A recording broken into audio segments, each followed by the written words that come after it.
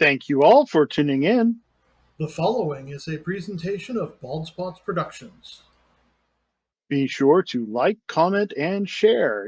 Subscribe, follow, whatever it is you've got to do to kick that algorithm into gear and help us reach more people. Yes, it is I, your humble host, Bill Hatch III, coming to you live from the palatial home studios of Bald Spots Productions here in the beautiful city of Malden, Missouri.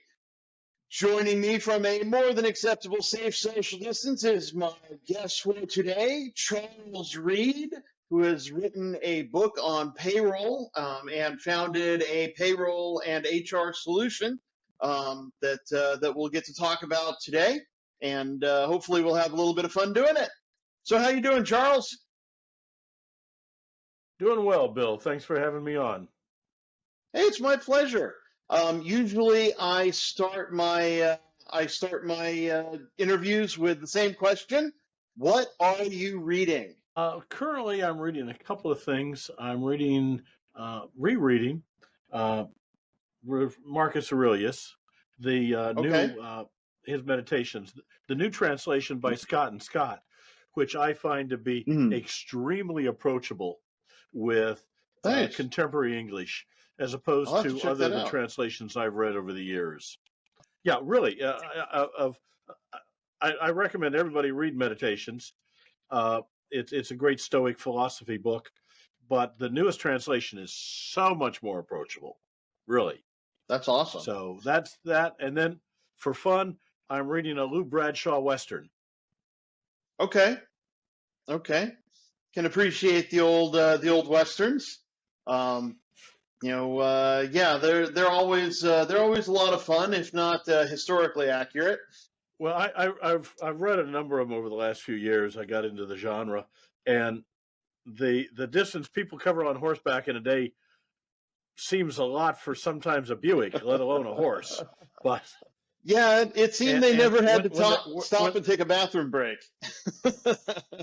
Right, they never do that. And when they shout, at rifle range at each other at 400 or 500 yards and talk to each other across 400 or 500 yards, yeah, right.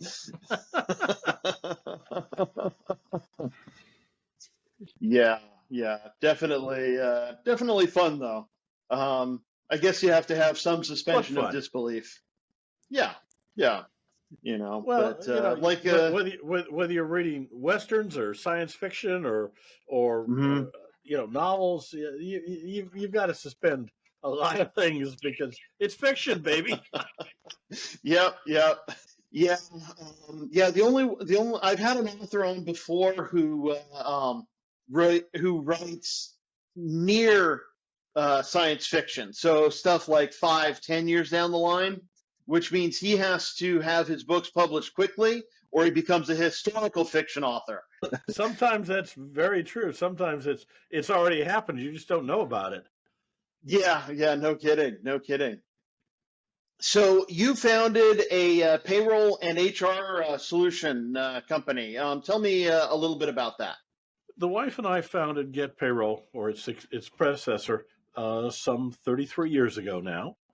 We provide payroll and payroll-related services to small and medium-sized businesses around the country. Okay. And why? What took you down that path? What's got you started on it? Well, let me give you a little background. Make it quick. I'm a Midwestern boy.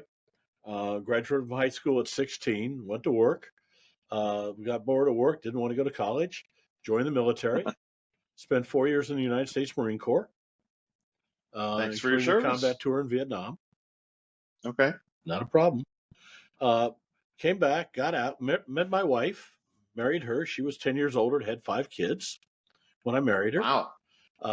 I claim insanity, but we were married for 45 years before she passed. So it worked. I'm sorry to hear that. But when I got out of military, I found that business did not value my skill set. So I went and got my degrees, my BBA, my MBA, CPA, passed my CPA exam while I was still in graduate school. Went to work in the corporate world. Went to work for TI. Okay. But after 15 years, I realized I was never going to get to the top. because I didn't have the political skills. I was unwilling to stab people in the back and toss them off the ladder. So if I was going to run a company, and I grew up in a family business, I was going to have to start my own. So Ruth and I Okay. started our own company. I hung out my own shingle and Yeah. started a accounting firm that had a payroll sideline and continued to grow it. Here about a dozen years ago, I sold off the accounting portion to my partner that I'd taken on and kept the payroll, which I enjoy. I'm a recognized payroll expert around the country. Served on the IRS Advisory Council, helping them with things. Went and got my U.S. Tax Court practitioner's license so I can represent clients in U.S. Tax Court, even though I'm not an attorney. And Okay. it's just something I enjoy doing, helping clients, helping small businesses. I've been consulting with and helping small businesses for 30 plus years now, and having a great time doing it because they need it, and I'm not going to overcharge them or gouge them like a number of the people do. So it's fun. It makes me a good living, and I'm enjoying life. So I keep doing it. Hey, that's what it's all about.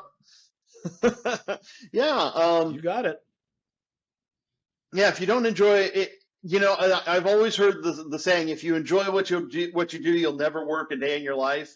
But having started my own businesses, I Absolutely. know I'm going to say that's untrue. You will work harder than you have ever worked in your life if you enjoy what you're doing. But you'll enjoy it, But it so it won't won't be a big bother deal. you. Right, Okay. right. You'll be happy doing it. See, to me, to me, work is mowing the lawn. I won't mow the lawn. I'd rather come tell in me and do about it. it. I'd rather come in and do a tax return.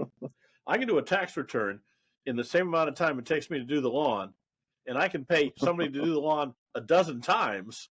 Okay, so I'd rather do tax returns. Yeah, yeah. That sounds quite logical to me.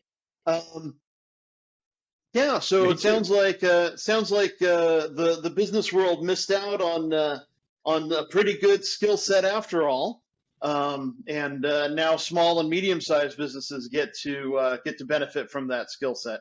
That particular set of skills, as Liam Neeson said in Taken. But yeah, so It's just business.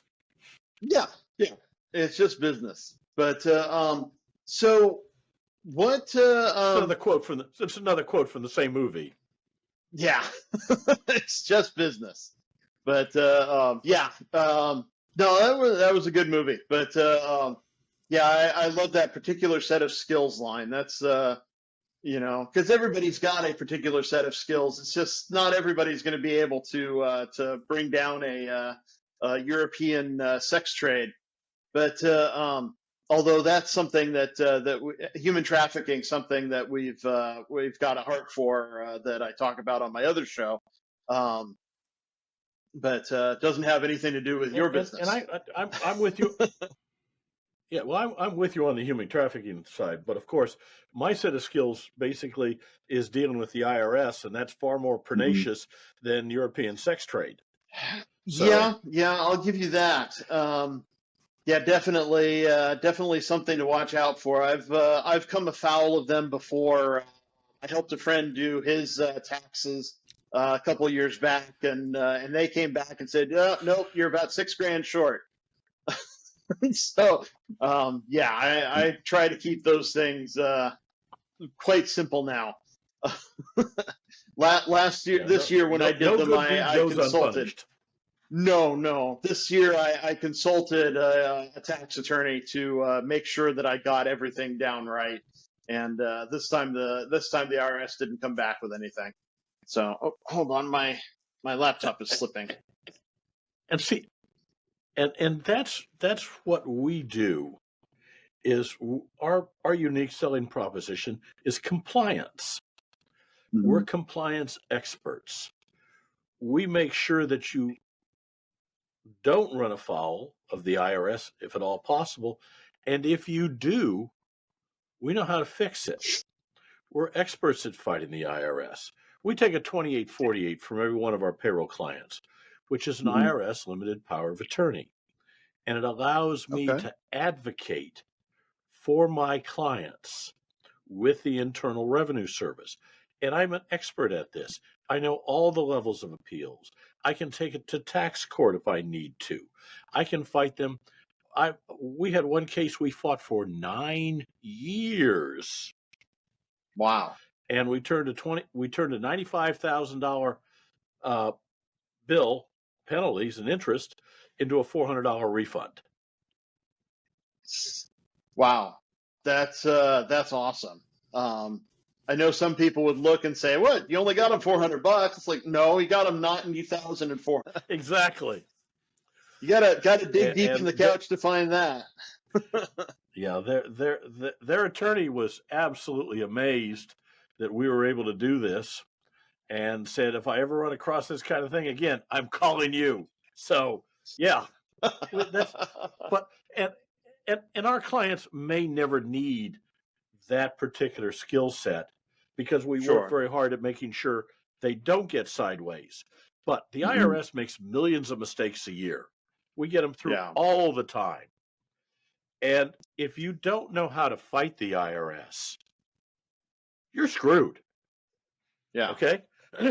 and because they will lie to you, they will obfuscate, they will bury you in paperwork, Mhm. and they won't tell you the various things. For instance, the IRS cannot penalize you for a simple mistake. Hmm. The code is written Okay. very specifically. It's only for gross negligence. Ah, but there's the rub. Yeah. Who determines it's gross negligence? The They IRS, do. unless you unless you fight them. And if you fight them, in the end, there's a judge that determines whether it's gross negligence or not.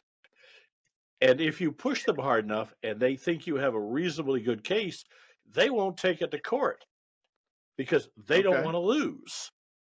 Right. So when you go to tax court, 95% of all U.S. tax court cases are settled pre court. Hmm. So Okay. That's good to it's know. it's it's amazing what you can do with the skill set I have and the way you can manipulate the IRS. One of my favorite Mhm. tactics is, if they've got a weak case, is I will dummy up a tax court petition and send it to the appeals officer and say, "Hey, look this over because this is what we're going to file with the tax court if you don't rule in our favor." And all the arguments laid out and all the case laws laid out, and they know they have a weak case, and they'll cave. Nice.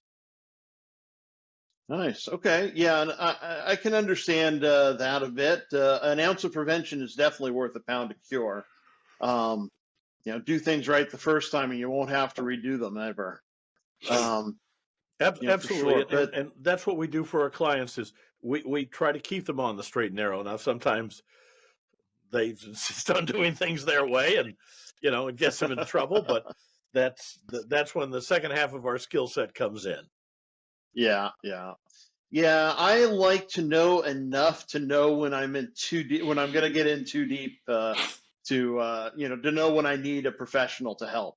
Um, and that's usually what I recommend to my clients in business consulting is, it's like, well, when you know enough to know that you don't know. Yeah. um, but which is really difficult for a lot of people to do. Um, beyond small and medium sized businesses, do you specialize any further than that, or are there businesses you prefer to handle, or? We handle all kinds of businesses. Every payroll is unique Mhm. to the employer, and we understand that. But there's a set of rules, and there's the code, and there's the FLSA, and all these other things, and they apply to everybody. So we deal across the board. We have restaurants, lawyers, doctors. We had a profit for a while. We Okay. have dog groomers. We have manufacturers. We have importers. We have home health. We do all kinds of businesses. So The only Wow. thing we require is that you have an employee. So it's a lot of Right. fun. Okay. Cool. Yeah, that sounds interesting. Always going from business to business and never getting bored that way. Always with the differences Exactly. between things. Yeah. Now tell me a little bit about your book. The what was it? The payroll book. The payroll book. Yes. And this is exactly what you're talking about. When you don't know what you don't know. Mhm. The payroll book, I've been in the business obviously for many years, and even before I started the company, did payroll operations for other companies. There is no good guide for small businesses. There's no good reference book out there. The only thing Mm. available really is the payroll source from the American Payroll Association, and it's $600, and it's really Wow. designed to train uh, certified payroll processors. So I Okay. said, let me write something up. I get questions all the time from clients and potential clients. So I said, let me write something up for them, you know? And 2 years later, I had a book. Uh, my publicist, who's also a client, knows people at Wiley. So she talked to them, and Wiley agreed to publish it and made it a Nice. much, much better book because we had Hmm. professional book people. Sure. I've self published other books and they're okay. But having a professional that Hmm. knows all the ins and outs, has the experience, has the knowledge, has done this, has screwed it up and fixed it over and over and over, uh, that's outsourcing. And so I outsourced the publication to Wiley, just like people outsource their payroll to me. Thought I'd learned that earlier, right? Uh, Right. excuse me. And they made it a much better book, but it is a guide. The secondary title is a guide for small businesses and startups. And that's exactly what it's for. This is not for General Motors or IBM or, Hmm. Texas Instruments. This is for Joe's Butcher Shop, uh, Sandy the attorney, whatever, uh, the local mechanic. This is a book Right. that gives him a lot of information, or her, about payroll and payroll related matters. It's not something you want to sit down and try and read, though there are lots of fun stories in it and uh, caveats and horror stories, but it's a reference Hmm. book. So if something Hmm. comes up, look it up, check it out, get an idea of what you need to know. And if that's enough, great. If not, my phone number's in the book. Great. That's awesome. Um, yeah. No, I was going to ask you if you have any great stories you can share with us. Um, yeah. Oh yeah, uh, there's some goodies. One of the things that small businesses do is they tend to just take distributions. We have a story in there Okay. about a CPA who actually was taking all of his income as distributions and therefore not paying any Social Security or Medicare Uh-oh. from the corporate side, the corporate match. He was only paying the employee share on his, uh, and he wasn't paying any unemployment as well. But the point is, you can't do that. The Right. IRS will come in and say, reasonable compensation is so much, and you've got to pay employment tax on this, Right. whether or not you want to or not. And so he got penalized substantially, okay, because of that, because he wasn't paying himself reasonable compensation. So I tell people if you have a corporation and you work in it, you got to have payroll for yourself, if Yeah. nobody else. Uh, Mhm. Another thing, and this we see all the time, is small businesses that want to pay people as independent contractors. Yeah. Well, it's just easier, right? You just write them a check and they take care of the taxes. You don't get to make that choice. No. No. Okay, there's a whole body of law that determines, and that body of Mhm. law changes, by the way, and is changing right now under the Biden Yeah. administration. The Trump administration had proposed a rule, and basically 2 days before it was to go into effect after the Biden election, the Biden administration canceled the Trump rule and wrote their own, which is going to make it much more difficult to be an independent contractor, much Mhm. the same way California is going and trying to eliminate them. Right. So Yeah, I we get was a lot living of and people working that, in California. Yeah, I was living and working in California. I was yeah, an insurance agent for a while, and I'd run into because I was doing commercial insurance primarily, and I'd run into business owners who like, oh no, I don't need workers' comp. I just pay all my guys as independent contractors. And I'd go through a list, and it's like, well, do you tell them when to come into work? Well, sure. Do you tell them how to do their job? Absolutely. The biggest group that I found that denies they have to pay their people as employees were hair salon owners. They're a big offender in the independent contractor space, because they yep, control when the barbers or hairstylists can come in, and that makes them employees. So now and then they get a bunch in trouble, and but for workers' comp, and I'm sure the tax man's not far behind. yeah. Believe me, if they're not in front of the workers' comp people, but yeah, it's it's crazy. You just can't pay them as Yeah, independent contractors, and you can't pay them under the table. right. Okay, just don't do that. That you're just you're going to get caught paying people as independent contractors. You think you're saving money, and you may actually save a Mhm. little bit, but it takes just one ex Yeah, independent contractor that goes down and files for unemployment. right. They look it up and they find, no, we don't have any record of you being an employee, but I work for so and so and they paid me.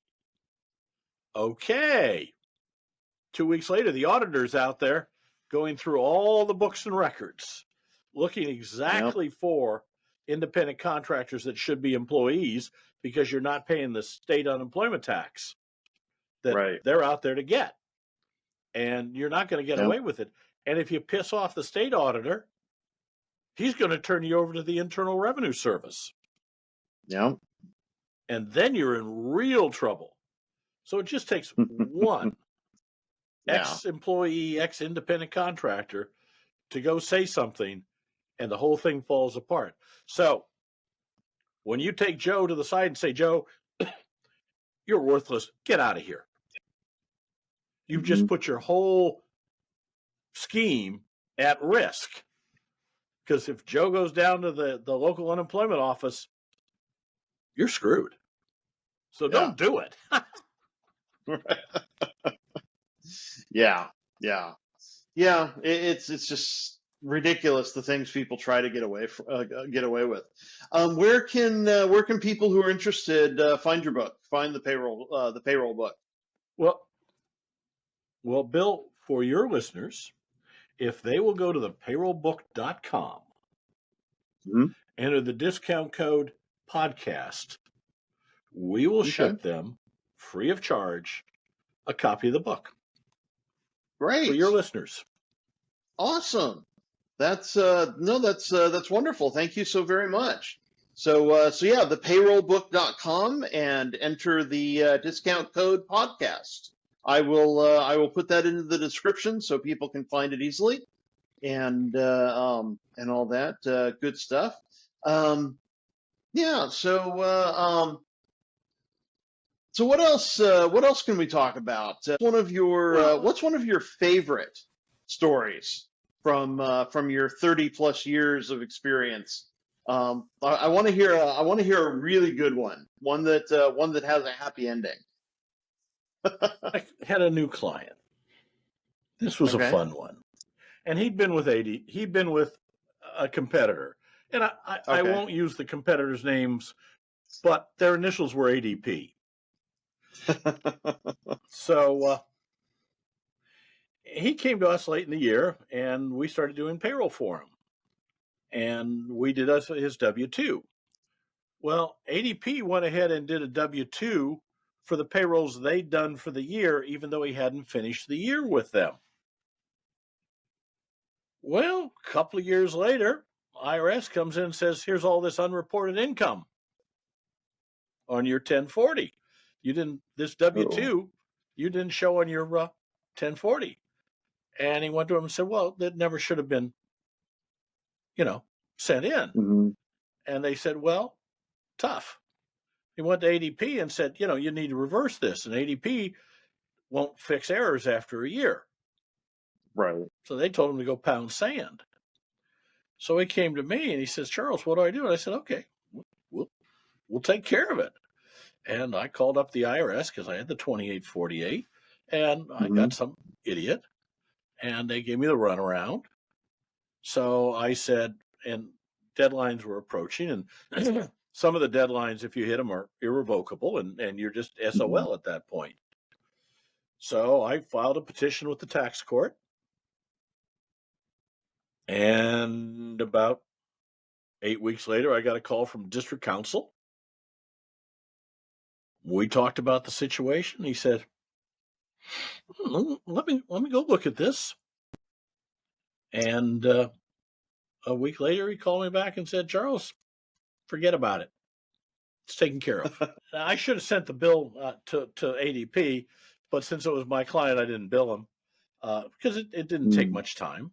I did charge him the $60 for the tax court petition, but it saved him thousands of dollars. Yeah. And it wasn't a situation that he knew how to solve. He didn't know what he didn't know. He didn't know how to solve the situation.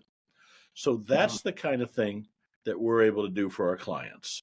And it was very satisfying me to do so. I had another one. This was a friend of mine. And he was an equipment broker, heavy equipment broker. And he'd gotten paid on a piece of equipment, several $100,000, but didn't have to remit it to the guy he bought the equipment from for a couple of weeks. And it was over the end of the year. So he stuck it in his money market account to draw some interest. Then he took it out in mid-January and paid the guy he bought the equipment from. Okay. Well, the IRS got this report of all this, withdrawal of money and said, that's income. And he talked to the examiner, and the examiner told him tough. So he had his lawyer write this long letter to the examiner. Charged my friend $3,000 for the letter. Wow. And the examiner said, we don't care. So he came to me and says, Charles, what do I do? I said, let me call the examiner. Well, I called the examiner. He told me to pound sand. I said, let me talk to your supervisor. Well, what? I said, no, I've asked for your supervisor. You have to have him talk to me. You don't have a choice. You're required to do that if I ask for your supervisor. That's regulations. Okay? That's IRS regulations. Okay. So I talked to a supervisor who was an asshole too. And I said, okay, fine. So I filed a appeals hearing and set up an appeals hearing with an appeals officer. Went over to the local office at the IRS over in Richardson. Walked in and sat down with the guy. We talked. And there were a couple other things that my client hadn't done quite right. So I gave him $5,000 of deductions that he really shouldn't have claimed. So I gave him that, and the examiner gave me the $100,000 with the saying, well, the IRS shouldn't have done that. I knew that. So we took the $100,000 deficit and turned it to turned it into $5,000 because he really shouldn't have taken that deduction. But I was able to give that to the IRS in return for getting the $100,000. So it all worked out. And it was a friend of mine, so I didn't even charge him. He tried to get the money back from the attorney, and the attorney said, "Go pound sand." Yeah. You got to be careful with all that kind of stuff. Yeah. I know a few good ones, and I know more than that. So, but so how can people who come to realize they don't know things that they don't know about, how can they get a hold of you for payroll help Get and your Payroll other is services? on the web, Get payroll. getpayroll.com. My Okay. email is cjr@getpayroll.com. And if they really need an answer, 972-353-0000. Ask for Charles. Okay. Okay. That would be awesome. Yeah. Thank you. Let's see. And thepayrollbook.com is where you go to find the payroll book, and use that discount code podcast to get your copy. Let's see. Where are you located out of? We're in Louisville, Texas, just north of Dallas. Oh, okay. I know right where that is. Spent some time in Dallas this last year. But cool. Okay. All right. Where where Well, where at where at in Missouri are you? I'm in the Boot Heel. I'm in a little town now called Malden. Okay. Okay. So the I grew up southeast. the river in Davenport, so Okay. yeah. Yeah. Yeah. I know where you're at. Okay. Cool. Yeah. Yeah. Just yeah. I moved from a town in a city in Southern California of 300,000 to a town in Missouri of less than 1,500. It's been quite the culture shock. I'm still working on moving in. The my office isn't ready yet. That's why I have the unprofessional background. But need to get myself a green screen. But it'll all be fixed soon. Yeah. So anyway, well, thank you so much, Charles, for spending this time with us. And yeah, anytime you want to come back and try the roundtable again, I'd be happy to have you. I think you'd make a great addition to that kind of show as well. So I appreciate that. I look forward to it. yeah, anytime. Like to thank you for spending this time with us as well, gentle viewers and listeners. Remember to stay safe out there, wash your hands, and stay tuned for the ending credits. Thank you all for tuning in. This has been a presentation of Bald Spots Productions. I'd like to thank my producer, my beloved mother, Eileen Hatch. I, of course, am your humble host. I'd like to thank my special guest, Charles Reed. Support the show if you feel so led over on patreon.com. We're known as Bald Spots Pro. Don't you dare miss YWL Online. You can find us on Facebook, YouTube, and wherever fine podcasts are offered. Be sure to tune in next time when my special guests will be Ches Pierre Paul and Chris Gowan. Be sure to like, comment, and share. Subscribe, follow, whatever it is you've got to do to kick that algorithm into gear and help us reach more people. If you or someone you know needs support now, call or text 988 or chat 988lifeline.org. That is the suicide and crisis lifeline here in the United States.